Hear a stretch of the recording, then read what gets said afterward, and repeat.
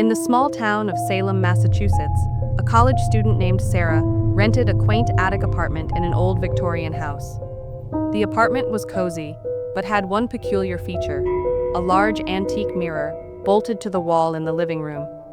Its intricate gold frame hinted at its age, but there was something unsettling about its cloudy glass that Sarah couldn't quite explain.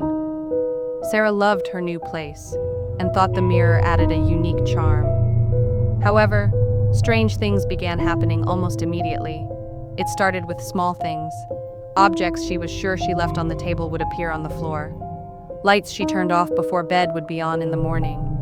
She chalked it up to her imagination or stress from her new job. But then, one night, as Sarah was brushing her teeth, she caught a glimpse of something in the mirror. It was faint but clear, a shadowy figure standing behind her. Startled, she spun around, but no one was there. Shaking her head, she dismissed it as a trick of the light. But over the next few days, the sightings grew more frequent.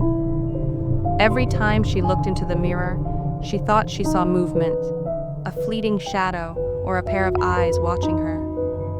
One evening, Sarah invited her best friend Megan over for dinner. As they sat on the couch chatting, Megan's eyes kept drifting to the mirror. "Did you see that?"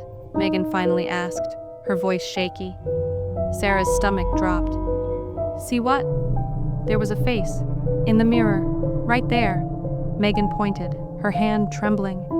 Both women stared at the mirror, their reflection eerily still despite the flickering candlelight. They decided to cover the mirror with a sheet, laughing nervously to lighten the mood. But that night, Sarah was woken by a noise. It was faint at first, a soft tapping sound. She tried to ignore it, but it grew louder, more insistent. The sound was coming from the living room.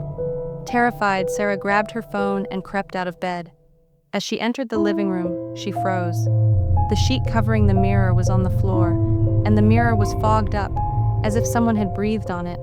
And there, written in the condensation, were the words, "Help me." Sarah's heart pounded. She turned to run, but before she could take a step, the mirror cracked loudly, sending shards of glass flying. She screamed and stumbled back, falling to the floor. When she looked up, she saw the shadowy figure from before. This time, it wasn't in the mirror.